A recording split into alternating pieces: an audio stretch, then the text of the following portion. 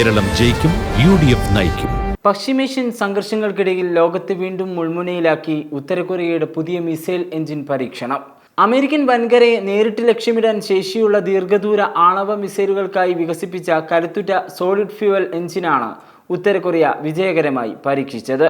ഉത്തര Korean ഭരണാധികാരി Kim Jong Un നേരിട്ടെത്തിയാണ് പരീക്ഷണം വിലയിരുത്തിയത്. രാജ്യത്തിന്റെ തന്ത്രപരമായ സൈനിക ശേഷി വർദ്ധിപ്പിക്കുന്നതിലെ നിർണായക ഘട്ടമാണിതെന്ന് കിം ജോങ് ഉൻ വിശേഷിപ്പിച്ചു. ഉത്തര കൊറിയയെ ഒരു സ്ഥിര ആണവശക്തിയായി മാറ്റുമെന്നും അമേരിക്കയുടെ പ്രതിരോധ സംവിധാനങ്ങളെ തകർക്കുമെന്നും അദ്ദേഹം പ്രഖ്യാപിച്ചു.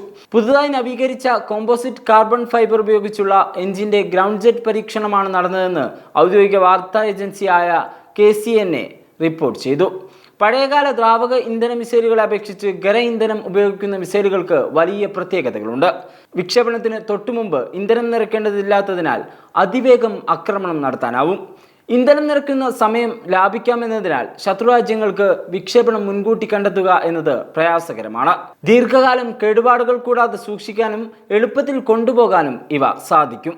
അമേരിക്കയെ നേരിട്ട് ലക്ഷ്യം വെക്കാൻ ശേഷിയുള്ള ഭൂഖണ്ഡാന്തര ബാലിസ്റ്റിക് മിസൈലുകൾ വികസിപ്പിക്കുക എന്ന 5 വർഷത്തെ സൈനിക നവീകരണ പദ്ധതിയുടെ ഭാഗമായാണ് ഈ നീക്കം.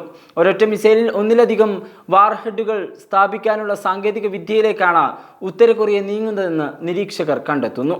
2019 US പ്രസിഡന്റ് ഡൊണാൾഡ് ട്രംപുമായുള്ള ചർച്ചകൾ പരാജയപ്പെട്ടതിന് ശേഷം ആണവായുധ ശേഖരം വർദ്ധിപ്പിക്കാനുള്ള കഠിന ശ്രമത്തിലാണ് കിം ജോങ് ഉൻ. ആണവ നിരായുധീകരണം എന്ന ആവശ്യം അമേരിക്ക ഉപേക്ഷിക്കണമെന്ന കർശന വ്യവസ്ഥയും ഉത്തര കൊറിയ മുന്നോട്ട് വെച്ചിട്ടുണ്ട്.